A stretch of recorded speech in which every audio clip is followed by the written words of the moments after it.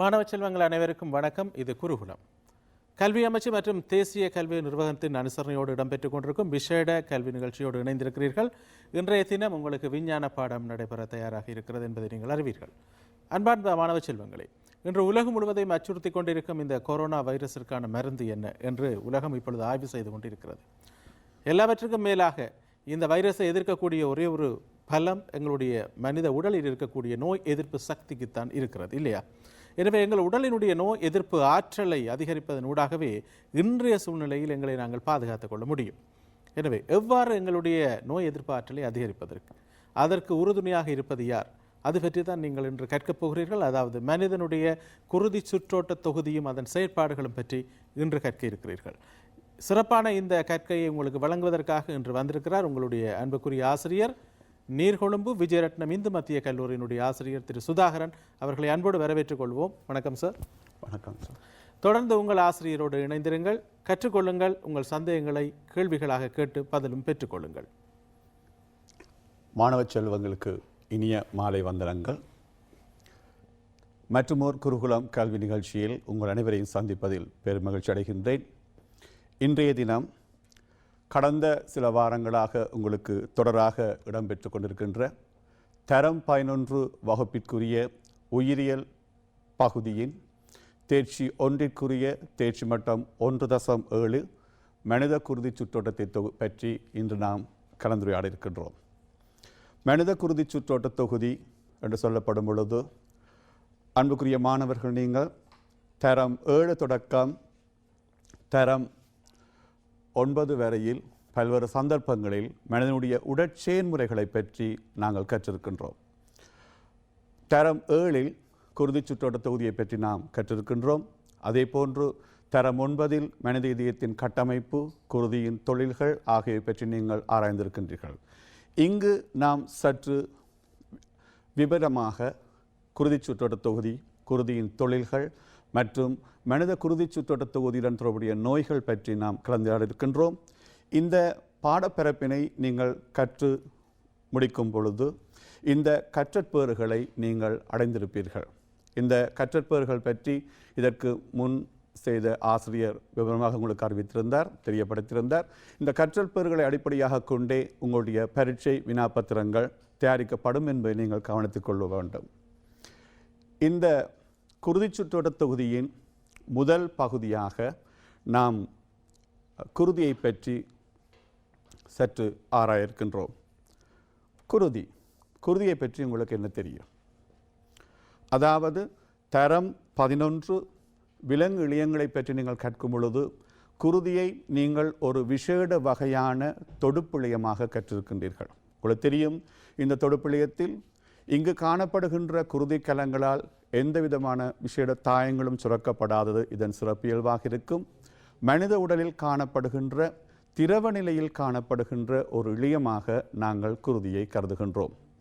So மனித உடலில் பதார்த்த பரிமாற்றத்திற்கென சிறப்படைந்த செந்நிறமான பாய்ம நிலையில் காணப்படுகின்ற ஒரு ஊடகத்தை நாம் குருதியாக நாம் வரையறை செய்கின்றோம். நன்றாக கவனியுங்கள். மனித உடலில் காணப்படுகின்ற பதார்த்த பரிமாற்றத்திற்கென சிறப்படைந்த செந்நிறமான பாய்ம நிலையில் காணப்படுகின்ற ஊடகத்தை நாம் குருதி என வரையறை செய்கின்றோம்.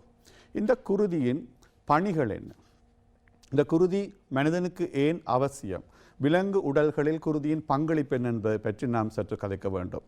இந்த இடத்தில் பதார்த்த பரிமாற்றம் என்ற பதம் எங்களுக்கு எதனை சொல்கின்றது? உங்களுக்கு தெரியும், பதார்த்த பரிமாற்றம் என்பது மனித உடலில் பல்வேறு பதார்த்தங்களை விநியோகம் செய்ய வேண்டிய தேவை எங்களுக்கு இருக்கின்றது. உதாரணமாக இப்பொழுது சுவாச பையினால் உள்ளெடுக்கப்படுகின்ற, கடந்த வாரம் நீங்கள் சுவாச தொகுதியை பற்றி கற்றிருந்தீர்கள். எங்களுடைய சுவாச மேற்பரப்பு வளிமண்டல ஆக்சிஜனை உள்ளெடுத்து சுவாச மேற்பரப்பின் காற்று சிற்றறைகளினூடாக குருதி மயிர்குழாய்களுக்கு வழங்குகின்றது. எங்களுக்கு தெரியும், இந்த குருதி மயிர்குழாய்களால் பெற்றுக்கொள்ளப்பட்ட ஆக்சிஜன் எங்கள் உடலில் உள்ள எல்லா கலங்களுக்கும் கலச்சுவாசத்திற்கு அவசியமான ஒரு கூறாக கொண்டு செல்லப்பட வேண்டும். அந்த ஆக்சிஜன் இந்த குருதியினூடாகவே கொண்டு செல்லப்படுகின்றது. அதே போன்று உங்களுக்கு தெரியும், கலங்களினால் கலச்சுவாசத்தின் போது வெளிவிடப்படுகின்ற கார்பனீரொட்சைட்டு வாயு அதே போன்று சுவாச மேற்பரப்பிற்கு கொண்டு வரப்பட வேண்டும். இந்த கார்பனீரொட்சைட்டு வாயுவும் குருதியினூடாகவே கொண்டு செல்லப்படுகின்றது. இதே போன்று சமபாட்டு தொகுதியை கற்கும் பொழுது நீங்கள் கற்றிருந்தீர்கள், சடைமுலைகளினால் உறிஞ்சப்படுகின்ற போஷணை கூறுகள். அந்த போஷணை கூறுகள் உடலின் சகல பகுதிகளுக்கும் கொண்டு செல்லப்படுவதற்கு குருதியை நாம் ஊடகமாக பயன்படுத்துகின்றோம். அதே போன்று எதிர்வரும் காலத்தில் கழிவு தொகுதியில் நாம் கற்க இருக்கின்றோம், ஈரலில் உற்பத்தி செய்யப்படுகின்ற யூரியாவானது கழிவகற்றும் அங்கங்களுக்கு கொண்டு செல்லப்படும் பொழுது கழிவகற்றும் அங்கங்களுக்கு கொண்டு செல்வதற்கு குருதி ஒரு ஊடகமாக இருக்கின்றது. இந்த படத்தை நீங்கள் பார்க்கும் பொழுது தெரியும், இந்த குருதி ஆனது தனிய ஒரு அமைப்பாக காணப்படுவதில்லை. இங்கு திரவ இழையம் என்று சொல்லப்படக்கூடிய ஓர் திரவ பகுதியும் அதே போன்று சிறு துணிக்கைகள் என்று சொல்லப்படக்கூடிய சிறு துணிக்கைகளும் இங்கு காணப்படுகின்றது. திரவிளியம் என்று சொல்லப்படும் பொழுது உங்களுக்கு தெரியும், பல்வேறு பதார்த்தங்கள் கரைந்த நிலையில் காணப்படும். சிறு துணிக்கைகளை பொதுவாக நாங்கள் 3 வகைகளாக வகை பிரித்திருக்கின்றோம். உங்களுக்கு தெரியும், தரம் 9 நீங்கள் கல்வி கற்றிருக்கின்றீர்கள். செங்குருதி சிறுதுணிக்கைகள், வெண்குருதி சிறுதுணிக்கைகள், அதே போன்று கல வகைகளுக்குள் அடக்க முடியாத ஒரு கலத்திணிவாக நாம் குருதி சிறுதட்டுக்களை நாம் கருதுகின்றோம். இந்த இடத்தில் இந்த குருதியினுடைய பிரதான தொழிலாக நாம் எதனை கருதுகின்றோம்? இங்கு நாம் ஏற்கனவே கலந்துரையாடலின்படி குருதியினுடைய பிரதான தொழிலாக கலங்களுக்கு இடையிலான பதார்த்த பரிமாற்றம் என்பது குருதியினுடைய பிரதான தொழிலாக இருக்கும். குருதி இதைவிட வேறு சில தொழில்களுக்காகவும் சிறப்படைந்திருக்கும். அதை பற்றி நாங்கள் பின்னர் விரிவாக ஆராய இருக்கின்றோம். இப்பொழுது நாங்கள் குருதியினுடைய கூறுகள் என்று சொல்லப்படும் பொழுது தெரிய வேண்டும், குருதி என்பது ஒரு பாய்ம நிலையில் காணப்படுகின்ற ஒரு ஊடகமாக நாங்கள் கருதுகின்றோம். இந்த குருதியானது உங்களுக்கு தெரியும், குருதி சோதனை செய்யப்படுகின்ற இடங்களில் நாங்கள் குருதியை வழங்கும் பொழுது அவர்கள் பரிசோதனை குழாய்களில் அந்த குருதி மாதிரிகளை சேகரித்துக் கொள்வார்கள். சேகரித்த பின்னர் அந்த குருதியானது மைய நீக்க விசைக்கு உட்படுத்தப்படும். அவ்வாறு மைய நீக்க விசைக்கு உட்படுத்தப்படும் பொழுது அந்த குருதியானது 2 கூறுகளாக பிரியும். நீங்கள் படத்தில் தெளிவாக அவதானிக்கலாம். 2 பகுதிகளாக தெளிவாக வேறாகின்றது. குருதி திரவிளையம், குருதி சிறுதுணிக்கைகள் என்று சொல்லப்படக்கூடிய 2 வகைகளாக 2 படைகளாக அங்கு வேறாகின்றது. அதில் குருதி திரவிளையம் நீங்கள் எடுத்தீர்கள் என்று சொன்னால் ஒரு குருதியினுடைய அமைப்பின்படி 55% குருதி திரவிளையமாக இருக்கும். இது ஒரு இளமஞ்சள் நிறமான பாய்மம் அல்லது வைக்கோல் நிற பாய்மமாக இது அவதானிக்கப்படும். அதே போன்று பரிசோதனை குழாயின் அடிப்பகுதியில் நீங்கள் பார்த்தீர்களாக இருந்தால் குருதி சிறுதுணிக்கைகள் 45% குருதி சிறுதுணிக்கைகளாக காணப்படும். ஆகவே குருதியை நாம் மைய நீக்க விசைக்கு உட்படுத்தும் பொழுது குருதியை தெளிவான 2 வேறுபட்ட படைகளாக எங்களால் வகைப்படுத்த முடியும். குருதியினுடைய துணிக்கைகளை நாங்கள் தெளிவாக பார்க்கும் பொழுது இதனால் குருதியினை வகைப்படுத்தியிருக்கின்றோம். குருதியானது சிறு துணிக்கைகள், திரவிளையம் என 2 பகுதிகளாக பிரிக்கப்பட்டிருக்கும். இந்த சிறு துணிக்கைகள் செங்குருதி கலம், வெண்குருதி கலம், குருதி சிறுதட்டு என்று சொல்லப்படக்கூடிய 3 பகுதிகளாக வகைப்படுத்தப்படுகின்றது. இதில் சிறப்பாக நாம் வெண்குருதி கலங்களை அதன் குழிய உருவில் சிறுமணிகள் காணப்படுவதன் அடிப்படையில் 2 வகைகளாக நாங்கள் பிரிக்கின்றோம். சிறுமணிகளை கொண்ட வெண்குருதி கலம், சிறுமணியற்ற வெண்குருதி கலம் என்று 2ஆக வகைப்படுத்துகின்றோம். அதில் சிறுமணிகளை கொண்ட வெண்குழியங்களை நடுநிலை நாடி, யோசி நாடி, மூல நாடி என்று சொல்லி நாங்கள் வகைப்படுத்துகின்றோம். அதே போன்று சிறுமணியற்ற வெண்குழியங்கள் குருதியில் 2 பிரிவாக காணப்படுகின்றது. நிணநீர் குழியங்கள், ஒற்றை குழியங்கள். மாணவர்கள் நடைமுறை ரீதியாக இதற்குரிய அனுபவத்தை நீங்கள் பெற்றுக்கொள்ள முடியும். தாங்கள் சுகீனம் இருக்கும் பொழுது உங்களுக்கு தெரியும், வைத்தியர்களால் ஆலோசிக்கப்பட்டதன்படி குருதி சோதனைகளை நாங்கள் மேற்கொள்ளுகின்றோம். தரம் 11 இருக்கின்ற மாணவர்கள் அவ்வாறான குருதி சோதனை அறிக்கைகளை, உங்களுடைய குருதி அறிக்கைகளை நீங்கள் வாசித்து பார்க்க வேண்டும். அதில் முழு குருதி அமைப்பு, ஃபுல் பிளட் கவுண்ட் என்று சொல்வார்கள், அந்த அறிக்கையை நீங்கள் பார்க்கும் பொழுது இந்த குருதி வகைகள் அனைத்தையும் நீங்கள் கண்டுகொள்ளக்கூடியதாக இருக்கும். அந்த அறிக்கைகளில் அவை உண்மையில் மனித உடலில் காணப்பட வேண்டிய அளவு குறிக்கப்பட்டிருக்கும். அதே போன்று உங்களுடைய குருதியில் அந்த துணிக்கைகள் காணப்படுகின்ற விதம், இது தொடர்பாக நோய் நிலைமைகளை எவ்விதம் எதிர்வு கூறுவது, அந்த குருதி சோதனை அறிக்கைகளானது எங்களுக்கு ஏற்பட்டிருக்கக்கூடிய நோய் நிலைமையை இலகுவாக இனங்கண்டு கொள்வதற்கு உதவியாக இருக்கும். நாங்கள் இந்த குருதி கூறுகளை ஒவ்வொன்றாக நாங்கள் தெளிவாக அவதானிப்போம். இதில் அடிப்படையில் நான் ஏற்கனவே கூறியதன்படி குருதி கூறுகளை நாம் இரண்டாக வகைப்படுத்துகின்றோம். இரண்டாக சொல்லப்படும் பொழுது ஒன்று சிறுதுணிக்கைகள், மற்றது திரவிளையம். அதே போன்று இங்கு சிறுதுணிக்கைகள் என்று சொல்லப்படும் பொழுது 3 வகையான சிறுதுணிக்கைகளை பற்றி கதைக்கின்றோம். ஒன்று செங்குருதி சிறுதுணிக்கை, மற்றது வெண்குருதி சிறுதுணிக்கை, மற்றது குருதி சிறுதட்டுக்கள். இதில் நாம் செங்குருதி சிறுதுணிக்கையை பார்ப்போம். செங்குருதி சிறுதுணிக்கை உங்களுக்கு தெரியும், எங்களுடைய குருதி செந்நிறமாக காணப்படுவதற்கு காரணமான குருதிக்கலம் இதுவாக இருக்கும். இதில் நீங்கள் கவனிக்க வேண்டிய விடயம், இந்த செங்குழிய கலங்களை நாம் எவ்வாறு வெளித்தோற்றத்தில் இனங்காண்பது. இதில் செங்குழிய கலம் மேற்பரப்பு தோற்றத்தில் வட்டத்தட்டுருவான வடிவமாக காணப்படுவதுடன் பக்கப்புறமாக நாங்கள் இதனை அவதானிக்கும் பொழுது இரு குழிவு வடிவமாக இது காணப்படும். பொதுவாக நீங்கள் பார்த்தீர்களாக இருந்தால் இந்த செங்குழிய கலங்கள் கருவை கொண்டிருப்பதில்லை, கரு காணப்படுவதில்லை. அதே போன்று மிகவும் சிறிய கருவற்ற செந்நிற பொருளை கொண்ட கலங்களாக இது கருதப்படும். இரு குழிவானவை, வட்டத்தட்டுருவானவை. இந்த எமது குருதி ஏன் செந்நிறத்தை பெறுகின்றது என்று கேட்டால், எமது குருதியில் இந்த செங்குழிய கலங்களில் காணப்படக்கூடிய ஒரு நிறப்பொருள் இருக்கின்றது, சுவாச நிறப்பொருளாக நாங்கள் கருதுகின்றோம். ஈமோகுளோபின் என்று சொல்லக்கூடிய அந்த நிறப்பொருள் காரணமாக எங்களுடைய குருதி செந்நிறத்தை பெறுகின்றது. இந்த செங்குழியங்கள் எங்கு உற்பத்தி செய்யப்படுகின்றன என்று நாங்கள் பார்க்கும் பொழுது, எமது உடலில் காணப்படுகின்ற செவ்வெண்பு மச்சை கலங்களில் இந்த செங்குழியங்கள் உற்பத்தி செய்யப்படும். அவ்வாறு உற்பத்தி செய்யப்படுகின்ற செங்குழியங்கள் அவருடைய வாழ்க்கை காலம் கிட்டத்தட்ட 4 மாதங்கள் அல்ல 120 நாட்களாக நாங்கள் கருதலாம். அந்த வாழ்க்கை காலத்தின் நிறைவு பகுதியில் அது மண்ணீரல் அல்லது ஈரலில் சிதைக்கப்படும். உங்களுக்கு தெரியும், ஏற்கனவே நீங்கள் பார்த்திருக்கின்றீர்கள், குருதிச்சோகை நோயினால் பீடிக்கப்பட்ட ஒருவருக்கு ஈரல் உணவாக உட்கொள்ளும்படி வைத்தியர்கள் பரிந்துரை செய்வார்கள். ஏனென்றால் அந்த ஈரலில் ஈமோகுளோபினுடைய சதவீதம் எங்களுக்கு அதிகமாக இருக்கும். ஆகவே இதனை நாங்கள் உணவாக உட்கொள்ளும் பொழுது எமது குருதியில் காணப்படுகின்ற ஈமோகுளோபின் சதவீதத்தை அதிகரித்துக் கொள்ளக்கூடியதாக இருக்கும். இந்த செங்குழிய கலத்தின் பிரதான தொழிலாக நாங்கள் எதனை கருதுகின்றோம்? வாயு பரிமாற்றம். அதுவும் குறிப்பாக நீங்கள் சொல்ல போனால் ஆக்சிஜனை கடத்துதல். எங்களுடைய சுவாச மேற்பரப்பில் பெற்றுக்கொள்ளப்படுகின்ற ஆக்சிஜனானது குருதியில் காணப்படுகின்ற ஈமோகுளோபினுடன் இணைந்து ஆக்சி ஈமோகுளோபின் என்ற வடிவத்தில், மாணவர்கள் கவனமாக கவனியுங்கள், ஆக்சி ஈமோகுளோபின் என்ற வடிவத்தில் குருதினூடாக கடத்தப்பட்டு அந்த கலங்களுக்கு சென்றவுடன் அங்கு தேவை ஏற்படுகின்ற இடத்தில் அந்த ஆக்சி ஈமோகுளோபின் மீண்டும் ஈமோகுளோபினாகவும் ஆக்சிஜனாகவும் பிரிக்கப்பட்டு ஆக்சிஜன் அந்த கலங்களுக்கு வழங்கப்படுகின்றது. ஆகவே ஒரு குருதி பூச்சொன்று உங்களுக்கு வழங்கப்படும் பொழுது, அது தொடர்பான வரிப்படம் ஒன்று தரப்படும் பொழுது, செங்குழியத்தை இனங்கண்டு அதன் தொழிலை எதிர்வு கூறக்கூடிய ஆற்றலை நீங்கள் பெற்றிருக்க வேண்டும்.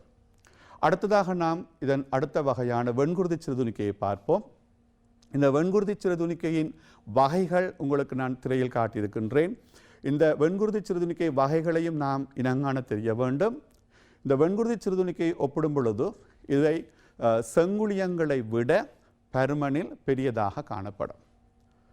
எங்களுடைய குருதியை நாங்கள் எடுப்போமாக இருந்தால் செங்குழியத்திற்கு வெண்குழியத்தினுடைய சதவீதம் 600க்கு 1 என்ற விகிதத்தில் காணப்படும்.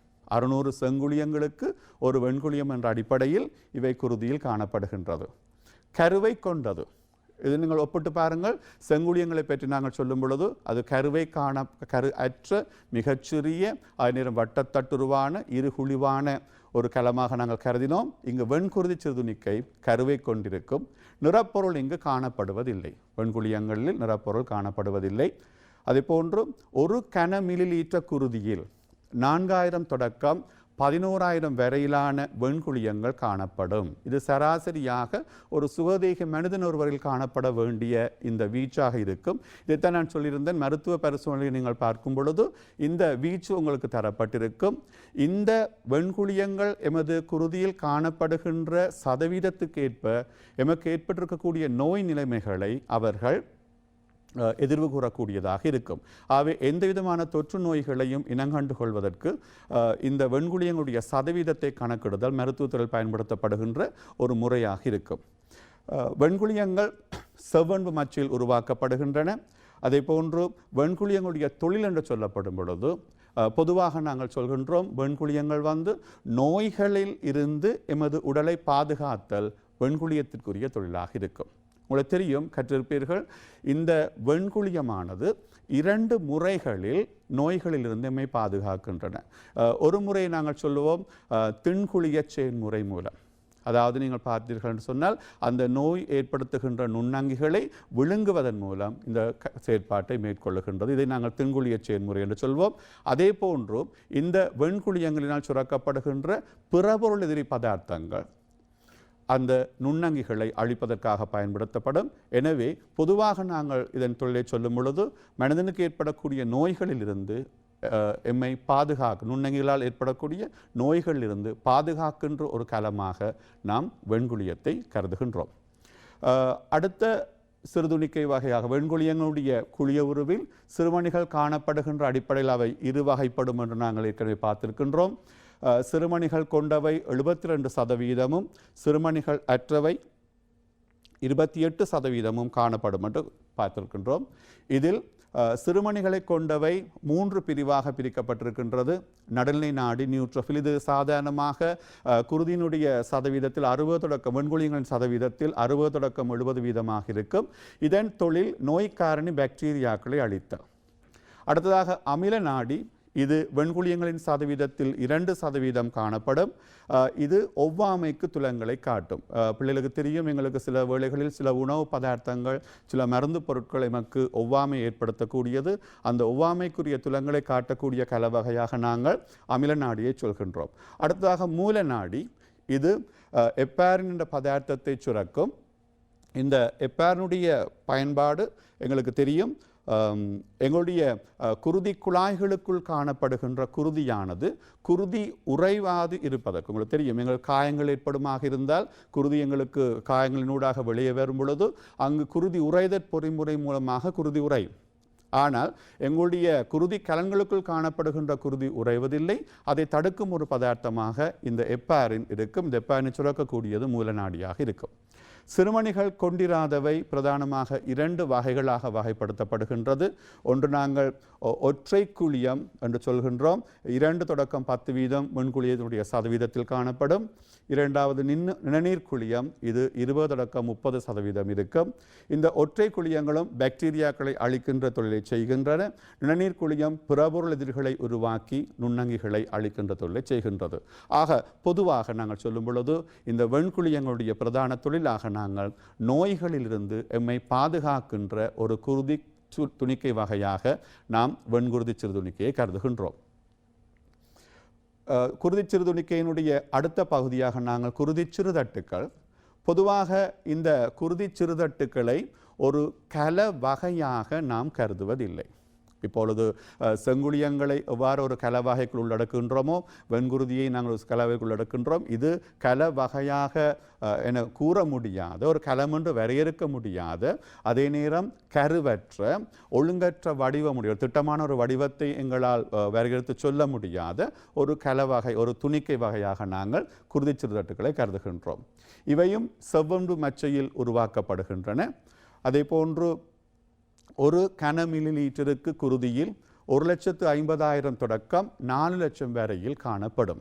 மாணவர்கள் அனுபவ ரீதியாக இதை கேட்டிருப்பீர்கள். உங்களுக்கு தெரியும், கடந்த வருடங்களில் நாம் டெங்கு காய்ச்சல் நோயினால் எமது மக்கள் பீடிக்கப்பட்டிருந்தார்கள். அந்த சந்தர்ப்பங்களில் இந்த டெங்கு காய்ச்சல் பற்றி பரிசோதனைகளில் மிக முக்கியமான ஒரு கல வகையாக நாங்கள் குருதி சிறுதட்டுக்களை நாம் பார்க்கின்றோம். இந்த குருதி சிறுதட்டுகளுடைய எண்ணிக்கை அசாதாரணமாக குறையும் பொழுது அது ஒரு டெங்கு நோயினுடைய தீவிர ஒரு அறிகுறியாக வைத்தியர்கள் எதிர்கூறுவார்கள். எனவே அந்த சந்தர்ப்பத்தில் தொடர்பாக நாங்கள் கருத்திருக்கின்றோம். இதன் ஆயுட்காலம் 5 தொடக்கம் 7 தினங்களாக இருக்கும். டெங்கு, எலிக்காய்ச்சல் போன்ற நோய் நிலைமைகளின் போது இதன் எண்ணிக்கை விரைவாக குறைவடையும். அதாவது உங்களுக்கு தெரியும், குருதி சோதனைகளை நாங்கள் மேற்கொள்ளும் பொழுது அந்த வைத்தியர்கள் 2 துணிக்கைகள் பற்றி கூடிய கவனம் செலுத்துவார்கள். ஒன்று வெண்குருதி சிறுதுணிக்கை, மற்றது குருதி சிறுதட்டுக்கள். இந்த 2 எண்ணிக்கை அசாதாரணமாக குறைவடையும் பொழுது அது ஒரு வைரஸ் தொற்றாகவோ அல்லது ஒரு டெங்கு காய்ச்சலாகவோ இருக்கலாம் என எதிர்கூறப்படும். ஆகவே இந்த குருதி சிறுதட்டுக்களுடைய பிரதான தொழில் நான் வெண்குழியங்களை பற்றி சொல்லும் பொழுது கூறியிருந்தேன், காயங்கள் ஏற்படும் பொழுது எங்கள் உடலிலிருந்து வெளியேற்றப்படுகின்ற குருதி, காயங்களிலிருந்து வெளியேறுகின்ற குருதி ஒரு சிக்கலான செயல்முறைக்கு பின்னர் குருதி உறைய ஆரம்பிக்கும். அங்கு ஃபைப்ரின் வலைகள் உருவாகி அந்த வலைகளுக்குள் செங்குருதி சிறுதுணிக்கைகள் சிறைபிடிக்கப்படும் பொழுது தொடர்ந்து எங்கள் உடலிலிருந்து குருதி பாய்ச்சல் தடுக்கப்படும். ஆகவே குருதி உறைதலுக்கு உதவுகின்ற ஒரு கல வகையாக நாம் கருதுவது செங்குருதி குருதி சிறுதட்டுக்களாக இருக்கும். இனி நாங்கள் குருதி திரவிளையத்தை பற்றி பார்ப்போம். குருதி திரவிளையம் என்று சொல்லப்படும் பொழுது உங்களுக்கு தெரிய வேண்டும், எங்களுடைய குருதி இழையம் என்று சொல்லப்படும் பொழுது குருதி இழையத்தினுடைய பிரதான கூறு கிட்டத்தட்ட நான் நினைக்கின்றேன் 55% குருதி திரவிளையமாக காணப்படும். இந்த 55% இருக்கக்கூடிய குருதி திரவிளையத்தினுடைய மிக பிரதான கூறாக நீர் காணப்படுகின்றது. குருதி இழையத்தின் கல உடல்கள் தவிர்ந்த, அந்த குருதி சிறுதுணிகள் தவிர்ந்த மஞ்சள் நிறமான பகுதியை நாம் குருதி திரவிளையம் என்று சொல்கின்றோம். குருதி திரவிளையத்தின் 90% நீராகும். நாங்கள் சொல்கின்றோம் மொத்த குருதியின் அமைப்பில் 55% திரவிளையம். அந்த 55% குருதி திரவிளையத்தில் 90% என்னவாக இருக்கும்? நீராக இருக்கும். உங்களுக்கு தெரியும், நீர் ஒரு மிகச்சிறந்த கரைப்பானாக இருக்கின்றபடியினால் அனைத்து கூறுகளையும் கரையச் செய்யக்கூடிய, கரைசலில் வைத்திருக்கக்கூடிய ஒரு தன்மை குருதி திரவிளையத்தில் காணப்படுகின்றது. ஆகவே நீரினுடைய சதவீதம் அதிகமாக இருக்கின்றபடியினால் எங்களுடைய குருதியில் பரிமாற்றத்துக்குள்ளாக்கப்படக்கூடிய எல்லாவிதமான கூறுகளும் அங்கு கரைந்து காணப்படுகின்றது. குருதி திரவிளையத்தினுடைய கூறுகளை நாங்கள் அட்டவணைப்படுத்தியிருக்கின்றோம். உங்களுடைய பாட புத்தகத்தில் இந்த அட்டவணை தரப்பட்டிருக்கின்றது. பிரதானமாக காணப்படுகின்ற கூறுகள் என்று சொல்லப்படும் பொழுது நீர் நாங்கள் காய்த்திருக்கின்றோம், நீர் இருக்கின்றது. அதே போன்று கரைசலில் காணப்படக்கூடிய உணவு கூறுகள் காணப்படுகின்றன.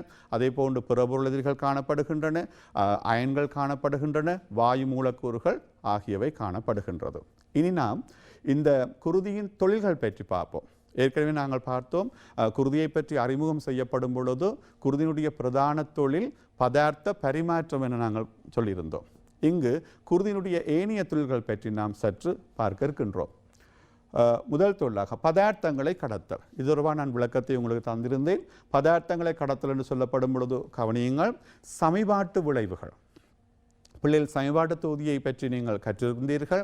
சமபாட்டினுடைய இறுதியாக உங்களுக்கு தெரியும், கார்போஹைட்ரேட்டுகள் ஒரு சாக்கரைட்டுகளாக மாற்றப்பட்டு சடைமூளைகளால் உறிஞ்சப்பட்டு அது குருதிமயிர் குழாய்களினூடாக பொது குருதி சுற்றோட்டத்தில் சேர்க்கப்படும் என்று கற்றிருந்தீர்கள். அதே போன்று புரதங்கள் அமினோ அமிலங்களாக மாற்றப்பட்டு பொது குருதி சுற்றோட்டத்தில் சேர்க்கப்பட்டிருந்தன. அதே போன்று இலிப்பிட்டுகள் கொழுப்பமிலங்களாகவும் கிளிசரலாக மாற்றப்பட்டு பாட்கலங்களால் உறிஞ்சப்பட்டு நிணநீர் தொகுதியினூடாக இறுதியில் குருதி சுற்றோட்ட தொகுதியில் சேர்க்கப்பட்டிருந்தது. ஆகவே சைபாட்டு விளைவுகள் என்று சொல்லப்படும் பொழுது அந்த கார்போஹைட்ரேட்டினுடைய வடிவம் ஒரு செக்கரைட்டுகள், அமினோ அமிலங்கள், கொழுப்பமிலம், கிளிசரால் போன்றவை நாங்கள் கருதலாம். இதைவிட சுவாச செயல்முறையின் போது நாம் பெற்றுக்கொள்ளுகின்ற ஆக்சிஜன், அதே போன்று எங்களுடைய கலங்களால் வெளியேற்றப்படக்கூடிய கழிவு பதார்த்தங்கள் மற்றும் ஹோமோன்கள், குருதி சிறுதட்டுகள் மற்றும் புரதம், கனியன்கள் என்பவற்றை கடத்துகின்ற பிரதான தொழிலை எது செய்கின்றது என்று கேட்டால் குருதி ஆற்றுகின்றது. இரண்டாவது விடயமாக நாங்கள் கவனிக்கின்றோம், இதில் நோய்க்காரணி நுண்ணங்கிகளுக்கு எதிராக தொழிற்பட்டு உடலை பாதுகாத்தல். குருதி பெரும் கூறாக நீரை கொண்டிருப்பதன் காரணமாக பதார்த்தங்களை கடத்தல் என்ற தொழிலை திறமாக செய்கின்றது. அதே போன்று குருதியில் வெண்குழியங்கள் காணப்படுவதன் காரணமாக எங்களுக்கு நோய் எதிர்ப்புத்தன்மை உருவாகின்றது.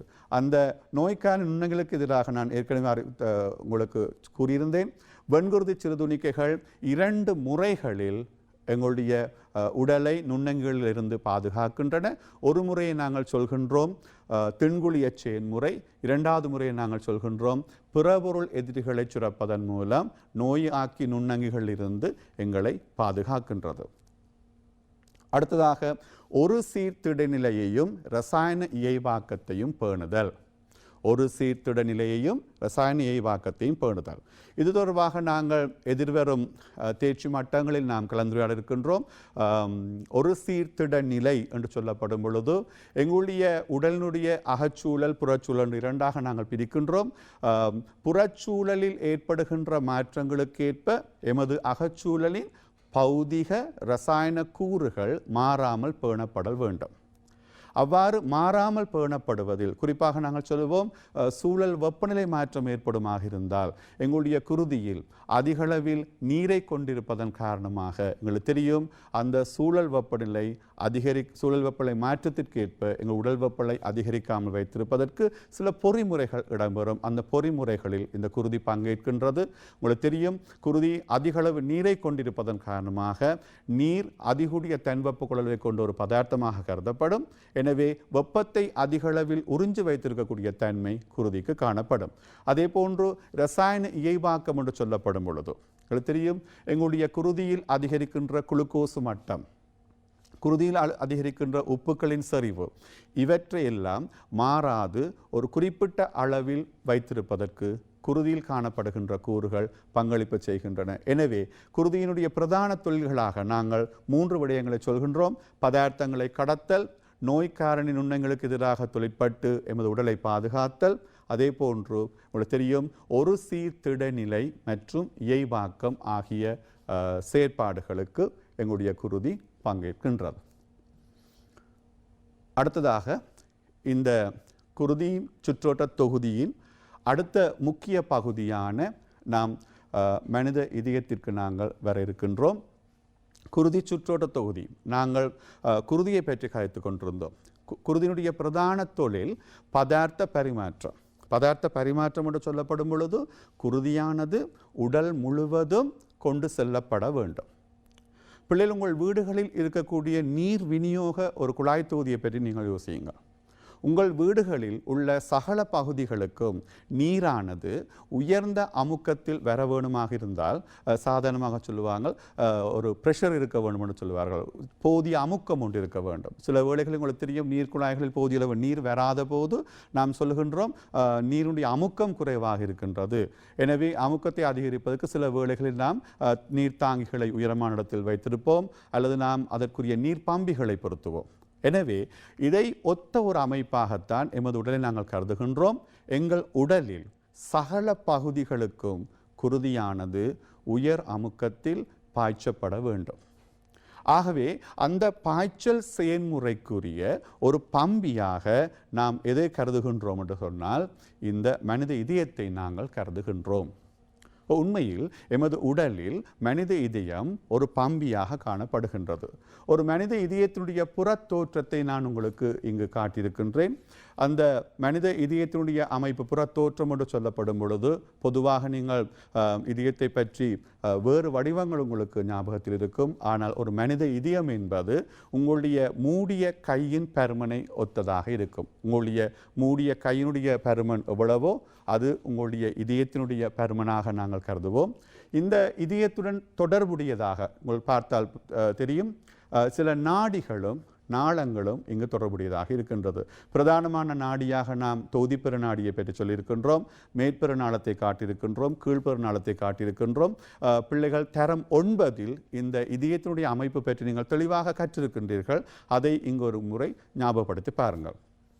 அதே நேரம் இதயத்தினுடைய தொழிற்பாட்டிற்கு அவசியமான குருதியை வழங்குகின்ற ஒரு நாடி இங்கு இருக்கின்றது. அந்த நாடியை நாங்கள் முடியுறு நாடி என்று சொல்கின்றோம். முடியுறு நாடியினுடைய கிளைகளை நீங்கள் அந்த படத்தில் அவதானிக்கலாம். இந்த மனித இதயமானது எங்கு அமைந்திருக்கின்றது, மனித இதயம் அமைந்துள்ள இடத்தை பற்றி நாம் தெரிந்திருக்க வேண்டும். அதாவது உங்களுக்கு தெரியும் எங்களுடைய மனித உடலானது வெவ்வேறு பகுதிகளாக பிரிக்கப்பட்டிருக்கின்றது. அந்த வகையில் மனித இதயமானது நெஞ்சரை குழியில் காணப்படுகின்றது. நெஞ்சரை குழியில் இடைக்குற்றவெளி என்று சொல்லப்படக்கூடிய பிரதேசத்தில் நுரையீரலுக்கு நடுவே இடப்புறம் சற்று சாய்வாக இந்த இதயம் காணப்படுகின்றது. உங்களுக்கு தெரியும் அங்கு நெஞ்சரை கூடு இதயத்தை பாதுகாப்பதற்குரிய சகல பொறிமுறைகளை வழங்கியிருக்கின்றது. அதே போன்று இதயத்தை பற்றி நாங்கள் கற்கும் பொழுது உங்களுக்கு தெரியும் மனித இதயம் தசைச்சரிவான அங்கமாகும். விலங்கு இழியங்களை பற்றி படிக்கும் பொழுது நாங்கள் இதயத்தை பற்றி நாங்கள் தெளிவாக பார்த்திருக்கின்றோம். இதய தசைகளை பற்றி ஆராய்ந்திருக்கின்றோம். உங்களுக்கு தெரியும் இதய தசைகள் பொதுவாக குறுக்கு வரிகளை கொண்ட தசைகளாக காணப்படும், கிளை கொண்ட தசைகளாக காணப்படும். மிக சிறப்பான ஒரு சிறப்பியல்பு இதய தசைகளுக்கு காணப்படுகின்றது. சந்தத்திற்குரிய முறையில் சுருங்கி விரியக்கூடிய தசைகளாக இது காணப்படும். சந்தத்திற்குரிய முறையில் சுருங்கி விரியக்கூடிய ஒரு தசைகளாக காணப்படும். ஆகவே இதய ஒரு தசைச்சரிவான அங்கமாக நாங்கள் கருதுகின்றோம். இதனை சூழ இதய சுற்று மெயின் சவ்வு காணப்படும். இந்த இதய சுற்று மெயின் சவ்வு இதய சுற்று பாய்பொருளை கொண்டிருக்கும். இது இதயம் உலர்ந்து போதலை தடுத்தல் மற்றும் போஷணை வழங்குதல் ஆகிய செயற்பாடுகளை வழங்கும். இப்பொழுது நாங்கள் ஒரு மனித இதயத்தினுடைய ஒரு நெடுக்குவெட்டு முகத்தை நாங்கள் அவதானிப்போம். இந்த நெடுக்குவெட்டு முகத்தில் உங்களுக்கு தெரியும், இந்த இதயத்தினுடைய பகுதிகள் பற்றி நாம் அறிந்திருக்க வேண்டும். நீங்கள் பெயரிட்டு அந்த ஒவ்வொரு கட்டமைப்பிற்கும் உரிய தொழில் பற்றி நீங்கள் ஆராய்ந்திருக்கின்றீர்கள். அதை இங்கு நாம் சற்று நினைவூட்டி பார்ப்போம். இந்த மனித இதயமானது பொதுவாக உங்களுக்கு தெரியும் 4 அறைகளை கொண்ட இதயம். தரம் 10 நாம் அங்கிகளின் பாகுபாடு எனும் அலகில் வெவ்வேறு விலங்கு பிரிவுடைய இதயங்களை பற்றி கற்றிருக்கின்றோம். அதில் உங்களுக்கு தெரியும், மீன்கள் அடங்கக்கூடிய ஃபிஷஸ் அடங்குகின்ற பிரிவில் 2 அறைகளை கொண்ட இதயம் இருக்கும். அதன் பின்னர் நீங்கள் பார்த்தீங்கன்றால் ஈருடக வாளிகளில் பாருங்கள் 3 அறைகளை கொண்ட இதயம் இருந்தது. அதன் பின்னர் நீங்கள் பார்த்தீங்கன்றால் நகருயிர்கள் அடங்கக்கூடிய ரெப்டீலியா வகுப்பில் முற்றாக பிரிக்கப்படாத 4 அறைகளை கொண்ட இதயத்தை பற்றி கற்றிருந்தீர்கள். பறவைகளிலும் முலையூட்டிகளிலும் முற்றாக பிரிக்கப்பட்ட 4 அறைகளை கொண்ட இதயம் இருப்பதை நீங்கள் கற்றிருப்பீர்கள். பறவைகள் அடங்கக்கூடிய ஆவேஸ் பிரிவிலையும் முலையூட்டிகள் அடங்கக்கூடிய மெமேலியா பிரிவும் 4 அறைகளை கொண்ட இதயத்தை கொண்டிருக்கும் என்று நீங்கள் கற்றிருந்தீர்கள். ஆகவே மனித இதயமானது 4 அறைகளாக பிரிக்கப்பட்டிருக்கின்றது. மீண்டும் ஒரு முறை நீங்கள் படத்தை பார்க்கும் பொழுது தெரியும், இந்த 4 அறைகளை நாங்கள் பார்க்கும் பொழுது இந்த மனித இதயமானது இடம் வலமாக பிரிக்கப்பட்டிருக்கும். அதே போன்று மேல் கீழ் என்று சொல்லக்கூடிய 2 பகுதிகளாக பிரிக்கப்பட்டிருக்கின்றது. மேலே காணப்படக்கூடிய மிகச்சிறிய குறைந்த குருதி கொள்ளளவுடைய அறைகளை நாம் சோனை அறைகள் என வகைப்படுத்துகின்றோம். நன்றாக ஞாபகப்படுத்துங்கள். மேற்பக்கமாக காணப்படக்கூடிய குறைந்த குருதி கொள்ளளவுடைய சிறிய அறைகளை நாம் சோனியர்கள் என்று சொல்கின்றோம். வலது சோனியரை இடது சோனியரை என்று சொல்லி அந்த இடப்பக்கம் நாங்கள் பிரிக்கின்றோம். அதே போன்று கீழே காணப்படக்கூடிய அறைகள் உங்களுக்கு தெரியும் அதிக குருதி கொள்ளளவுடையது. அதே நேரம் வலப்பக்கமாக வலது இதயவரையும் இடப்பக்கமாக இடது இதயவரையும் காணப்படுகின்றது. இந்த சோனியரை இதயவரை ஆகியவற்றை பிரித்து காணப்படக்கூடிய பிரிசுவராக நாம் எதனை கருதுகின்றோம்? இதயவரை பிரிசுவர் என்று சொல்கின்றோம். அந்த இதயவரை பிரிசுவர் என சோனை அறைகளையும் இதய அறைகளையும் பிரித்து காணப்படுகின்ற ஒரு பகுதியாக இருக்கும். இதில் ஒரு விஷயத்தை நாங்கள் கவனிக்க வேண்டும். இந்த இதய அறைகளை நாங்கள் ஒப்பிடும் பொழுது வலது இதயவரையை விட இடது இதயவனுடைய சுவர் சற்று தடிப்பாக இருப்பதை நாங்கள் அவதானிக்கலாம். வலது இதயவரையை விட இடப்பக்கமான இதயவனுடைய சுவர் சற்று தடிப்பாக இருப்பதை அவதானிக்கலாம். இதற்குரிய காரணம் என்னவாக இருக்கும் என்று சொன்னால், எங்கள் உடலிற்கு குருதியை வழங்குகின்ற மிக பிரதானமான நாடியாக நாங்கள் கருதுவது இப்பொழுது நாங்கள் காட்டியிருக்கின்றோம் தொகுதிப்பெரு நாடி. தொகுதிப்பெரு நாடி உங்களுக்கு தெரியும். அந்த தொகுதிப்பெரு நாடி எமது இடது இதயவரையில் இருந்தே ஆரம்பிக்கின்றது. அப்போ தொகுதிப்பெரு நாடி இடதிலிருந்து ஆரம்பிக்கும் பொழுது எமது உடல் முழுவதும் உயர் அமுக்கத்தில் குருதியை பாய்ச்ச வேண்டிய தேவை தொகுதிப்பெரு நாடிக்கு இருக்கின்றது. ஆகவே தொகுதிப்பெரு நாடியினூடாக உயர் அமுக்கத்தில் குருதியை கொண்டு செல்வதற்குரிய விசையை வழங்குவதற்காக இடது இதயவனுடைய சுவர் தடிப்பாக காணப்படுகின்றது. இதில் உங்களுக்கு தெரியும், இதயத்துடன் தொடர்புடைய குருதி கலன்களை இப்பொழுது நாங்கள் காட்டியிருக்கின்றோம். உடல் முழுவதும் குருதியை கொண்டு செல்லக்கூடிய தொகுதிப்பெரு நாடி இருக்கும். அது இடது இதயவலிருந்து ஆரம்பிக்கின்றது. அதே போன்று எங்களுடைய வலது இதயவரையிலிருந்து நுரையீரல்களுக்கு குருதியை கொண்டு செல்லக்கூடிய சுவாசப்பை நாடி ஆரம்பமாகும். இந்த சுவாசப்பை பெருநாடி வலது இடது சுவாசப்பை நாடிகளாக பிரிந்து காணப்படும். அதே போன்று உங்களுக்கு தெரியும், இந்த நாடிகள் என்று சொல்லப்படும் பொழுது நாடிகளை நாங்கள் எவ்வாறு வரையறை செய்கின்றோம்? இதயத்தில் இருந்து அங்கங்களை நோக்கி குருதியை கொண்டு செல்லக்கூடிய குருதி கலன்களை நாம் நாடிகள் என்று வரையறை செய்திருக்கின்றோம். தரம் 9 நீங்கள் கற்றிருக்கின்றீர்கள். நாடிகள் எனப்படுபவை இதயத்தில் இருந்து அங்கங்களுக்கு குருதியை கொண்டு செல்லக்கூடிய குருதி கலன்களை நாங்கள் நாடிகள் என்று சொல்கிறோம். 2 வகையான குருதி கலன்களை பற்றி கலைக்கின்றோம். 2 வகையான பெருநாடிகள் இதயத்துடன் தொடர்புடையதாக இருக்கின்றது. ஒன்று தொகுதி பெருநாடி, மற்றது சுவாசப்பை பெருநாடி. அதே போன்று இதயத்தை நோக்கி குருதியை கொண்டு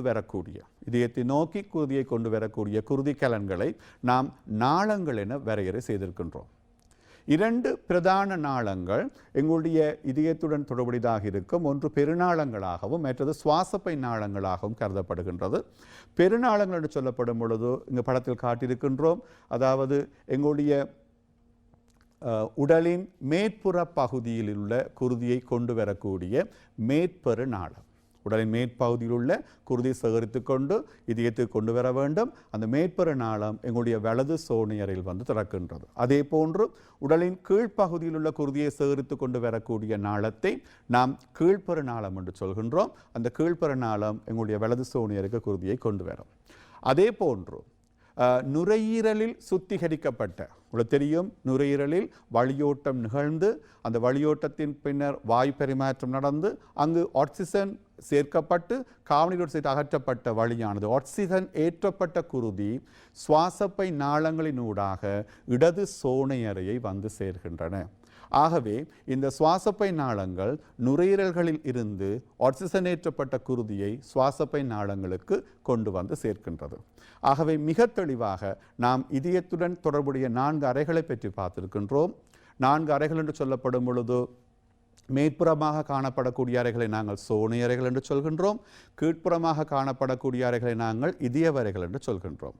அதே போன்று சோனை அறைகளுடன் தொடர்புடையதாக நாளங்கள் காணப்படுகின்றது.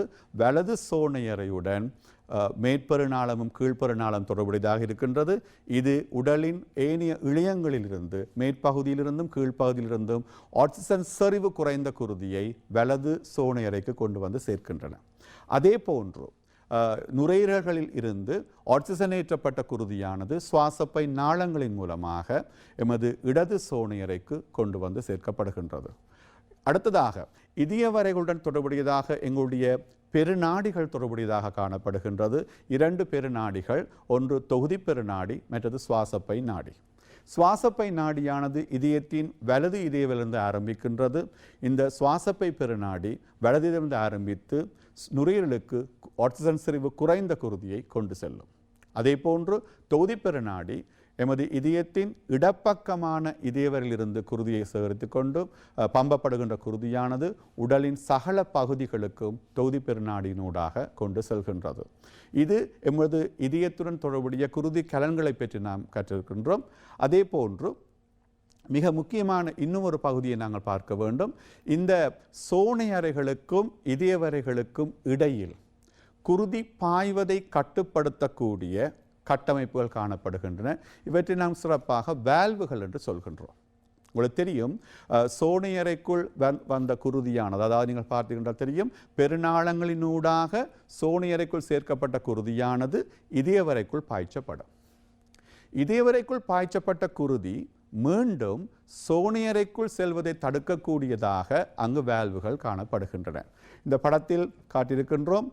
உங்களுக்கு தெரியும், வலது பக்கமாக 3 கூறுகளினாலான ஒரு வால்வு காணப்படும். அதை நாங்கள் முக்கூர் வால்வு என்று சொல்கின்றோம். இந்த முக்கூர் வால்வு காணப்படக்கூடிய இடம் என்று கேட்கப்படும் பொழுது தெரிய வேண்டும், வலது சோனையறைக்கும் வலது இதயவறைக்கும் இடையே காணப்படக்கூடிய வால்வு 3 கூறுகளினாலான முக்கூர் வால்வாக கருதப்படுகின்றது. அதே போன்று இடப்பக்கமாக இடது சோனையறை இடது இதயவறை ஆகிய பகுதிகளை நாங்கள் பார்க்கும் பொழுது இடது சோனையறைக்கும் இடது இதயவறைக்கும் இடையே காணப்படக்கூடிய வால்வாக நாம் இருகூர் வால்வை கருதுகின்றோம். ஆகவே இந்த வால்வுகளின் அமைவிடம் எங்களுக்கு முக்கியமானது. அடுத்ததாக நாங்கள் இதயத்தின் தொழிற்பாடை பற்றி நாங்கள் பார்க்கும் பொழுது இந்த வால்வுகளின் பங்களிப்பை நாங்கள் பார்ப்போம்.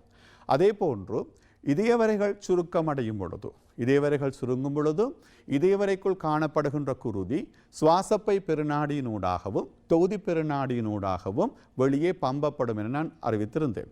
சுவாசப்பைக்கு செலுத்தப்படும் பொழுது சுவாசப்பை நாடிக்கூடாக செல்லுகின்ற குருதி மீண்டும் இதயவறைக்கு வருவதை தடுப்பதற்காக சுவாசப்பை பெருநாடி ஆரம்பிக்கின்ற இடத்திலும், அதே போன்று தொகுதி பெருநாடியினூடாக செலுத்தப்படுகின்ற குருதி மீண்டும் இதயவறைக்கு பாய்வதை தடுப்பதற்காகவும் அந்த பெருநாடிகள் காணப்படுகின்ற இடத்தில், பெருநாடிகள் ஆரம்பிக்கின்ற இடத்தில் அரைமதி வால்வுகள் என்று சொல்லக்கூடிய கட்டமைப்புகள் காணப்படுகின்றது. ஆகவே இதயத்துடன் தொடர்புடைய வால்வுகளாக இடது சோனியரை, இடது இதயவரை ஆகியவற்றிற்கு இடையில் இருகூர் வால்வும், வலது சோனியரை, வலது இதயவரை ஆகியவற்றுக்கு இடையில் 3 கூறுகளினாலான முக்கூர் வால்வும், அதே போன்று பெருநாடிகள் ஆரம்பிக்கின்ற இடத்தில் அரைமதி வால்வுகளும் காணப்படுகின்றன. இந்த வால்வுகளுக்குரிய முக்கிய தொழிலாக நாம் கருதுகின்றோம், அதாவது குருதியை ஒரு திசையில் பாயச் செய்தல். பாருங்கள், சோனியறையிலிருந்து இதயவரைக்குள் வந்த குருதியானது மீண்டும் சோனியறைக்கு செல்வதை முக்கூர் வால்வுகளும் இருகூர் வால்வுகளும் தடுக்கின்றன. அதே போன்று இதயவரையிலிருந்து சுவாசப்பை பெருநாடிக்கு ஊடாக செலுத்தப்பட்ட குருதியானது, தொகுதி பெருநாடியினூடாக செலுத்தப்பட்ட குருதியானது மீண்டும் இதயவரைக்குள் வருவதை அரைமதி வால்வுகள் தடுக்கின்றன. எனவே இதயத்தின் தொழிற்பாட்டில் இந்த வால்வுகளின் பங்களிப்பு மிக முக்கியமானது என்பதனை மாணவர்கள் நீங்கள் அறிந்து வைத்திருக்க வேண்டும். இது தொடர்பாக நீங்கள் தரம் 9 கற்றிருக்கின்றீர்கள். நாம் ஒரு ஞாபகப்படுத்திக் கொள்வோம். அடுத்ததாக இந்த இதயத்தை பற்றி நாங்கள் சொல்லிக்கொண்டு போவோம். இதில் இதயம் 4 அறைகளை கொண்டது. மேலே காணப்படுகின்ற சிறிய அறைகள் சோனி அறைகள் எனப்படும். மாணவர்கள் தேவைப்படும் இதை குறிப்புகளாக எடுத்துக்கொள்ள முடியும். கீழே காணப்படுகின்ற 2 பெரிய அறைகளும் இதயவரைகள் எனப்படும். அவ்வாறே இதயம், இதயச்சோனை, இதயவரை பிரிசுவரினால் வலது இடது பாகங்களாக பிரிக்கப்பட்டிருக்கும். வலது இதயச்சோனைக்கும் வலது இதயவரைக்கும் இடையே முக்கூர் வால்வும், இடது இதயச்சோனைக்கும் இடது இதயவரைக்கும் இடையே இருகூர் வால்வும் காணப்படுகின்றது. அதேபோன்று இதயத்திலிருந்து குருதியை கொண்டு செல்லக்கூடிய அமைப்புகள் நாடிகள் என்று அழைக்கப்படுகின்றன. உங்களுக்கு தெரியும், நாடிகளை நாங்கள் வரையறை செய்கின்றோம். இதயத்திலிருந்து குருதியை கொண்டு செல்லுகின்ற அமைப்புகளை நாடிகள் என்று சொல்கின்றோம். இதில் கவனிக்க வேண்டிய விடயம், நாடிகள் பொதுவாக ஆக்சிஜன் செறிவு கூடிய குருதியை கடத்தும் ஒரே ஒரு நாடி இங்கு விதிவிலக்காக இருக்கின்றது. சுவாசப்பை பெருநாடி மாத்திரம் ஆக்சிஜன் செறிவு குறைந்த குருதியை கடத்தும். ஏனைய எல்லா நாடிகளும், அனைத்து நாடிகளும் மனித உடலில் ஆக்சிஜன் செறிவு கூடிய குருதியை கடத்தும். உங்களுக்கு தெரியும், இப்பொழுது சிறுநீரகத்திற்கு குருதியை வழங்குகின்ற நாடியானது சிறுநீரக நாடி என்ற பெயரால் அழைக்கப்படுகின்றது. அதே போன்று சுவாசப்பைக்கு குருதியை வழங்கக்கூடிய நாடியானது சுவாசப்பை நாடி என்று அழைக்கப்படுகின்றது. ஈரலுக்கு குருதியை விநியோகம் செய்கின்ற நாடியானது ஈரல் நாடி என அழைக்கப்படுகின்றது. எந்த அங்கத்திற்கு குருதியை வழங்குகின்றதோ அந்த அங்கத்தின் பெயராலே அந்த நாடி அழைக்கப்படும். குருதி சுற்றோட்டத்து தொடர்பான படம் உங்கள் பாடப்புத்தகத்தில் தரப்பட்டிருக்கின்றது. நாம் காணொலி மூலம் அதனை பார்க்க இருக்கின்றோம். அதன் பொழுது அந்த பகுதிகளை நீங்கள் தெரிந்து கொள்ளுங்கள்.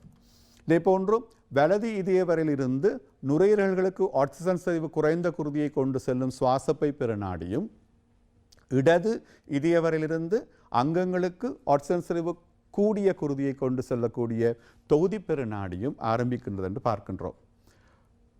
பெருநாடிகள் ஆரம்பிக்கின்ற இடத்தில் அரைமதி வால்வுகள் காணப்படும். ஏற்கனவே நான் உங்களுக்கு கூறியிருந்தேன், பெருநாடிகளுக்குள் செலுத்தப்பட்ட குருதியானது மீண்டும் இதயவரைக்குள் வருவதை தடுப்பதற்கு அரைமதி வால்வுகள் காணப்படுகின்றன.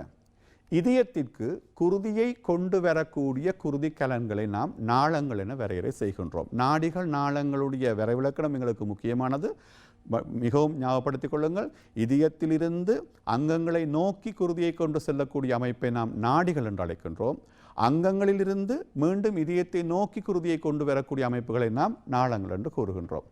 உடலின் மேல் பகுதியில் உள்ள அங்கங்களிலிருந்து ஆக்சிஜன் செறிவு குறைந்த குருதியை கொண்டு வரக்கூடிய மேற்பெரு நாளம், கீழ்ப்பகுதியிலிருந்து ஆக்சிஜன் செறிவு குறைந்த குருதியை கொண்டு வரக்கூடிய கீழ்ப்பெரு நாளம் என்பன வலது சோனை அறையில் திறக்கும். நுரையீரல்களிலிருந்து ஆக்சிஜன் செறிவு கூடிய குருதியை கொண்டு வரும் சுவாசப்பை நாளங்கள் 4ம் இடது சோனை அறையில் திறக்கும். இதில் நீங்கள் முக்கியமாக கவனிக்க வேண்டும், பொதுவாக நாடிகள் ஆக்சிஜன் செறிவு கூடிய குருதியை கடத்தும், நாளங்கள் ஆக்சிஜன் செறிவு குறைந்த குருதியை கடத்தும். அதில் விதிவிலக்காக இருப்பது சுவாசப்பை நாடி ஆக்சிஜன் செறிவு குறைந்த குருதியை கடத்துகின்றது, சுவாசப்பை நாளம் ஆக்சிஜன் செறிவு கூடிய குருதியை கடத்துகின்றது. நுரையீரலுக்கு கொண்டு செல்லப்படுகின்ற ஆக்சிஜன் செறிவு குறைந்த குருதி, சுவாசப்பை நாடினூடாக கொண்டு செல்லப்படும் குருதியானது நுரையீரலில் ஆக்சியேற்றப்பட்டு, உங்களுக்கு தெரியும், வழிப்பரிமாற்றம் நடந்து ஆக்சியேற்றப்பட்டு மீண்டும் சுவாசப்பை நாளங்களினூடாக இடது சோனை அறைக்கு அனுப்பி வைக்கப்படுகின்றது. வலது இட பக்கமாக 2 நாளங்களாக 4 சுவாசப்பை நாளங்கள் மூலமாக இதயத்தின் இடது சோனை அறை வந்து சேர்கின்றது. இப்பொழுது நாம் எங்களுடைய மனித உடலில் காணப்படுகின்ற குருதி சுற்றோட்டத்தை பற்றி நாம் பார்ப்போம். குருதி சுற்றோட்டம், இப்போ குருதி சுற்றோட்டம் விளங்கும் பிள்ளைகள், சுற்றோட்டம் என்பது ஒரு இடத்தில் ஆரம்பித்த குருதியானது மீண்டும் அதே இடத்தை வந்தடைய வேண்டும். மனிதனில் காணப்படுகின்ற குருதி சுற்றோட்டம் இரட்டை குருதி சுற்றோட்டம் என்று சொல்கின்றோம். இந்த இரட்டை குருதி சுற்றோட்டம் என்பதிலிருந்து நாம் விளங்கிக் கொள்வது என்ன?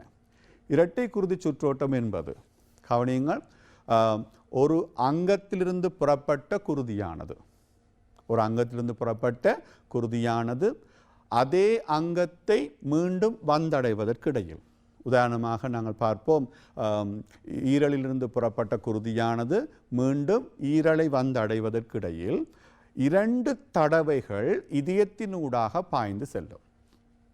நன்றாக விளங்கிக் கொள்ளுங்கள். ஏன் இரட்டை குருதி சுற்றோட்டம் என்று கூறுகின்றோம்? ஒரு அங்கத்திலிருந்து புறப்பட்ட குருதியானது மீண்டும் அதே அங்கத்தை வந்தடைவதற்கிடையில் 2 தடவைகள் இதயத்தினூடாக பாய்ந்து செல்வதனால் அதனை நாம் இரட்டை குருதி சுற்றோட்டம் என்று கூறுகின்றோம். இதற்கு பிரதானமான காரணம், எமது மனித இதயத்துடன் தொடர்புடையதாக 2 வகையான சுற்றோட்டங்கள் இருக்கின்றன. ஒன்றை நாம் சுவாசப்பை சுற்றோட்டம் என்று கூறுகின்றோம், மற்றதை நாம் தொகுதி சுற்றோட்டம் என்று கூறுகின்றோம். நாம் இதயத்தின் கட்டமைப்பை பற்றி பார்க்கும் பொழுது சுவாசப்பை சுற்றோட்டம் என்று சொல்லப்படும் பொழுது உங்களுக்கு தெரியும், எமது இதயத்தினது வலது இதயவரிலிருந்து ஆரம்பித்த குருதியானது சுவாசப்பை பெருநாடியினூடாக சுவாசப்பைக்கு கொண்டு செல்லப்பட்டு சுவாசப்பையினால் அது ஆக்சியேற்றப்பட்டு மீண்டும் சுவாசப்பை நாளங்களினூடாக இடது சோனியரையை வந்து சேர்ந்தது. இது ஒரு சுற்றோட்டம். உங்களுக்கு காணொளி இருக்கின்றது என்பதை பார்க்கலாம். இது ஒரு சுவாசப்பை சுற்றோட்டம் என்று சொல்கின்றோம், அல்லது நுரையீரல் சுற்றோட்டம் என்று சொல்கின்றோம். அதே போன்று தொகுதி சுற்றோட்டம் என்று சொல்லப்படும் பொழுது எங்களுக்கு தெரியும், இடது இதயவிலிருந்து ஆரம்பித்த குருதியானது தொகுதி பெரு நாடியினூடாக உடலில் உள்ள சகல இழையங்களுக்கும் வழங்கப்பட்டு மீண்டும் சேகரிக்கப்பட்ட குருதி மேல் கீழ் பெருநாளங்களினூடாக இதயத்தினது வலது சோனியரை வந்து சேரும். இது ஒரு வகை சுற்றோட்டம். இவ்வாறு 2 வகையான சுற்றோட்டங்கள் இதயத்துடன் தொடர்புடையதாக காணப்படுகின்றமையினால் ஒரு அங்கத்திலிருந்து புறப்பட்ட குருதி மீண்டும் அதே அங்கத்தை வந்தடைவதற்கிடையில் 2 தடவைகள் இதயத்தினூடாக பாய்ந்து செல்லும். இந்த செயற்பாட்டையே நாங்கள் இரட்டை குருதி சுற்றோட்டம் என்று கூறுகின்றோம். தற்பொழுது உங்களுக்கு நான் காட்டப்படுகின்ற இந்த படம் உங்களுக்கு தெளிவான விளக்கத்தை தரும். 2 வகையான சுற்றோட்டம் இருப்பதை நாம் படத்தில் காட்டியிருக்கின்றோம். இதில் நன்றாக கவனியுங்கள் பிள்ளை.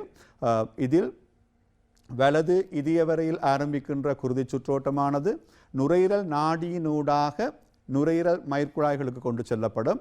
அந்த நுரையீரல் மயிர்குழாய்கள் என்று சொல்லப்படுவது நுரையீரலினுள் காணப்படுகின்ற கட்டமைப்பு.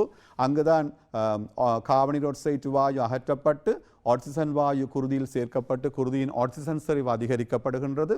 அவ்வாறு ஆக்சிஜன் செறிவு அதிகரிக்கப்பட்ட குருதியானது நுரையீரல் நாளங்களினூடாக மீண்டும் இதயத்தினது இடது சோனியரை வந்தடைவதை நாம் பார்க்கலாம். அந்த படத்தில் அம்புக்குறிகள் மூலம் தெளிவாக காட்டப்பட்டிருக்கின்றது.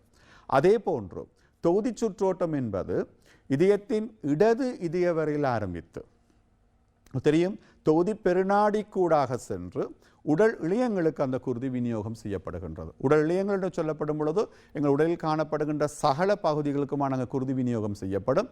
அவ்வாறு விநியோகம் செய்யப்படும் உங்களுக்கு தெரியும், குருதியில் இருக்கக்கூடிய ஆக்சிஜனானது கலங்களுக்கு விநியோகிக்கப்படுகின்றது. அதே போன்று கலங்கள் கலச்சுவாசத்தின் போது வெளிவிடப்படுகின்ற கார்பன் ஆக்சைடு அந்த இழையங்களினால் சேகரிக்கப்பட்டு மீண்டும் பெருநாளங்களுக்கூடாக வலது சோனியரையை அந்த குருதி வந்து சேர்கின்றது. ஆகவே இந்த படம் உங்களுக்கு தெளிவாக எமது உடலில் 2 வகையான சுற்றோட்டங்கள் இருப்பதை காட்டுகின்றது. 2 வகையான சுற்றோட்டங்கள் என்று சொல்லப்படும் பொழுது தொகுதி சுற்றோட்டம், நுரையீரல் சுற்றோட்டம் என்று சொல்லக்கூடிய 2 வகையான சுற்றோட்டங்கள் காணப்படுகின்றபடியினால் மனிதனுடைய குருதி சுற்றோட்டத்தை நாம் இரட்டை குருதி சுற்றோட்டம் என வகைப்படுத்துகின்றோம். உங்களுக்குரிய வினா, மனிதனுடைய குருதி சுற்றோட்டம் எவ்வகையானது என்று கேட்பார்களாக இருந்தால் பிள்ளைகள் இவ்வாறான ஒரு விடை எழுதுங்கள், நிறைவான இரட்டை குருதி சுற்றோட்டம். அதே போன்று மிக முக்கியமான விடயத்தை நாம் சேர்க்க வேண்டும், மனிதனுடைய குருதி சுற்றோட்டம் மூடிய நிறைவான இரட்டை குருதி சுற்றோட்டம். எவ்வாறான சுற்றோட்டம் என்று சொல்கின்றோம்? மூடிய. ஏன் நாங்கள் மூடிய குருதி சுற்றோட்டம் என்று சொல்கின்றோம்? நாடி நாளங்களினூடாக இந்த குருதி விநியோகம் நடைபெறுகின்றது. நாடிகள், நாளங்கள், மயிர்த்துளை குழாய்களினூடாக இந்த குருதி விநியோகம் நடைபெறும். எனவே மூடிய குருதி சுற்றோட்டம். நிறைவான நிறைவான சொல்லப்படும் பொழுது ஒரு இடத்தில் ஆரம்பிக்கப்பட்ட குருதியானது மீண்டும் அதே இடத்தை வந்து சேரக்கூடிய வகையில் அங்கு குருதிக்கலன்கள் ஒழுங்கமைக்கப்பட்டிருக்கின்றன. எனவே அவற்றை நாம் நிறைவான குருதி சுற்றோட்டம் என்று கூறுகின்றோம். அதே போன்று இரட்டை குருதி சுற்றோட்டம் இதயத்துடன் தொடர்புடையதாக 2 வகையான சுற்றோட்டங்கள் காணப்படுகின்றபடியினால் அவற்றை நாம் இரட்டை குருதி சுற்றோட்டம் என்று சொல்கின்றோம். அவை மனிதனுடைய குருதி சுற்றோட்டம் எவ்வகையானது என்று சொல்லப்படும் பொழுது மூடிய நிறைவான இரட்டை குருதி சுற்றோட்டம் என்ற பதங்களை நாம் சேர்த்துக்கொள்ள வேண்டும். தற்பொழுது நாம் எங்களுடைய இரட்டை குருதி சுற்றோட்டம் தொடர்பான ஒரு காணொளியை நாங்கள் காண இருக்கின்றோம். இந்த இடத்தில் பிள்ளைகளுக்கு நான் ஒன்று தெரிவிக்க வேண்டும். கல்வி அமைச்சினால் ஸ்மார்ட் சயின்ஸ் புக் இன்ட்ரடியூஸ் பண்ணப்பட்டிருக்கிறது, அதாவது அறிமுகப்படுத்தியிருக்கின்றார்கள். இன்றைய சூழலில் நாம் தெளிவாக நாம் கற்கின்றோம். அவ்வாறு தெளிவாக நாங்கள் கற்கும் பொழுது சுய கற்றலுக்கு இந்த நூல் மிகவும் உதவியாக இருக்கும். அதிலிருந்து பெறப்பட்ட காணொலி ஒன்றை நீங்கள் படத்தில் காண்கின்றீர்கள். இதில் நான் கூறிய அந்த 2 விடயங்களை நீங்கள் தெளிவாக பார்க்கலாம். 2 வகையான சுற்றோட்டங்கள் தனித்தனியாக காட்டப்படுகின்றது. வலது இதயவிலிருந்து ஆரம்பிக்கின்ற குருதியானது உங்களுக்கு தெரியும் நுரையீரலினூடாக பாய்ச்சப்பட்டு மீண்டும் சுவாசப்பை நாளங்களுக்கூடாக இடது சோனியரை வந்து சேர்கின்றன. அதே போன்று தொகுதி பெருநாடியினூடாக பாய்ச்சப்படுகின்ற குருதியானது தற்பொழுது நீங்கள் காணலாம் உடலின் சகல இழையங்களுக்கும் அது விநியோகிக்கப்படுகின்றது. அவ்வாறு விநியோகிக்கப்பட்ட பின்னர் அந்த உடல் இழையங்களினால் சேகரிக்கப்பட்டு மீண்டும் வலது சோனியரை வந்து சேர்கின்றன. இது இரட்டை குருதி சுற்றோட்டத்தை காட்டக்கூடிய அடுத்த பகுதியாக நாங்கள் இந்த இதயத்துடன் தொடர்புடைய மிக முக்கியமான ஒரு விடயம் இதயத்தினது தொழிற்பாடு. இதயம் எவ்வாறு தொழிற்படுகின்றது? இந்த இதயம் தொழிற்படும் பொழுது இந்த இதயத்தினுடைய தொழிற்பாடு 3 படிமுறைகளில் நடக்கின்றது. எங்களுக்கு தெரியும் எங்களுடைய மனிதனுடைய இதய வட்டம் 0.8 செகண்ட்கள் நடக்கும். மிகவும் உங்களுக்கு தெரியும், நீங்கள் படித்திருப்பீர்கள், மனுடைய நாடி துடிப்பு என்று சொல்லப்படும் பொழுது 72 தடவைகள் நிமிடத்திற்கு எங்களுடைய நாடி துடிப்பு இருக்க வேண்டும். அந்த நாடி துடிப்பு குறைவாக இருந்தால் அது நமக்கு பாதகமாக அமையக்கூடியதாக இருக்கும். இந்த நாடி துடிப்பு என்பது ஒவ்வொரு இதய துடிப்பையும் நாங்கள் இதய வட்டமாக நாங்கள் கருதுகின்றோம். இதய வட்டம் என்று சொல்லப்படும் பொழுது உங்களுக்கு தெரியும், அந்த வரிப்படத்தை நீங்கள் பார்த்தால் தெரியும், ஒரு அரைவாசி பகுதி பச்சை நிறத்தால் காட்டப்பட்டிருக்கின்றது. இந்த பச்சை நிறத்தால் காட்டப்பட்ட பகுதியை நாங்கள் சொல்கின்றோம் பிள்ளைகள் பூரண இதய விரிவு என்று சொல்கின்றோம். இந்த பூரண இதய விரிவு என்பது எமது இதயம் ஒரு இதய வட்டத்தின் போது ஓய்வில் உள்ள காலப்பகுதியை காட்டுகின்றது. 0.8 செகண்ட்கள் நீடிக்கக்கூடிய இந்த இதய வட்டத்தில் 0.4 செகண்ட்கள் இதயம் ஓய்வில் இருக்கும். ஒவ்வொரு இதய துடிப்பிலும் 0.4 செகண்ட்கள் ஓய்வில் இருக்கின்றன. அதே போன்று சோனியரை சுருக்கம். இந்த சோனியரை சுருக்கத்தை பற்றி நாம் சொல்லும் பொழுது சோனியரை சுருக்கம் என்பது உங்களுக்கு தெரியும், சோனியரை சுருக்கம் 0.1 செகண்ட்கள் நீடிக்கக்கூடியது. 0.1 செகண்ட்கள் நீடிக்கக்கூடியது. அதாவது சோனை அறைகளுக்குள் குருதி வந்து நிரம்புகின்ற வேளையில் சோனியறைகள் குருதியால் நிரம்பியவுடன் சோனை அறைகள் சுருங்க ஆரம்பிக்கும்.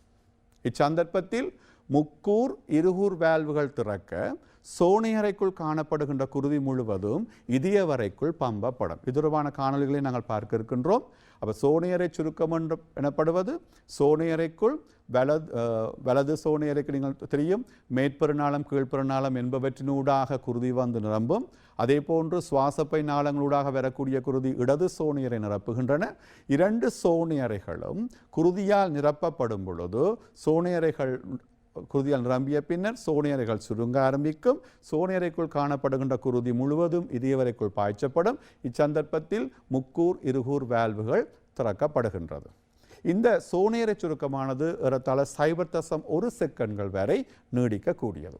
அதே போன்று இதயவரை சுருக்கம்.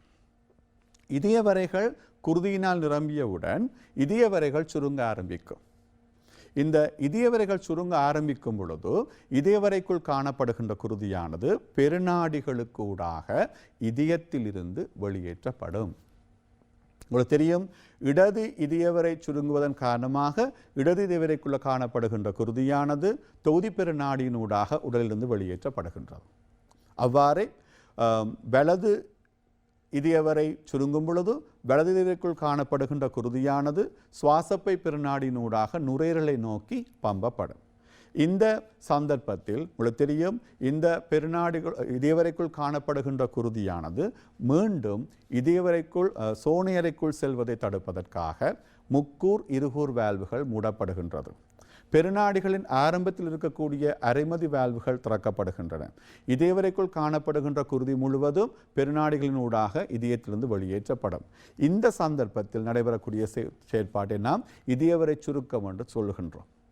ஆகவே ஒவ்வொரு சந்தர்ப்பத்திலும் சோனியரை சுருக்கத்தின் போது இதயத்தில் நடைபெறக்கூடிய தொழிற்பாடுகள், அதே போன்று இதயவரை சுருக்கத்தின் போது இதயத்தில் ஏற்படக்கூடிய மாற்றங்கள், அவ்வாறே பூரண இதய விரிவு என்பது இந்த தொடரான சுருக்கத்திற்கும் தொடரான தளர்வுக்கும் பின்னால் இதயம் பூரணமாக ஓய்வில் உள்ள காலப்பகுதியை நாம் பூரண இதயவரை தளர்வு என்று சொல்கின்றோம். இதயம் தொடர்ச்சியாக ஓய்வெடுப்பதில்லை. ஒவ்வொரு இதய துடிப்பிலும் 0.1 செகண்ட்கள் சோனியரை சுருக்கம் நிகழ்கின்றது, 0.3 செகண்ட் இதயவரை சுருக்கம் நிகழ்கின்றது, 0.4 செகண்ட்களுக்கு இதயம் பூர்ண ஓய்வில் இருந்து மீண்டும் சோனியரை சுருக்கத்துக்காக வந்து சேரும். இதயவட்டம் என்று சொல்லப்படும் பொழுது இதயத்தின் தொழிற்பாட்டின் போது பூரணமான தொடரான சுருக்கமும் தளர்வும் நிகழும். இது இதயவட்டம் எனப்படும். அதே போன்று இதயவட்டம் பின்வரும் சந்தர்ப்பங்களை கொண்டது என்று நாங்கள் சொல்லியிருக்கின்றோம். சோனியரை சுருக்கம், இதயவரை சுருக்கம், சோனியரை இதயவரை தளர்வு, அதாவது இதை நாங்கள் பூரண இதய விரிவு என்று சொல்லியிருக்கின்றோம். இது தொடர்பான காணொளிகளை நாம் ஒரு சிறிய இடைவெளிக்கு பின்னர் காண இருக்கின்றோம். அதுவரையில் தொடர்ந்தும் எம்முடன் காத்திருங்கள் குருகுலம் விஞ்ஞான கல்வியுடன்.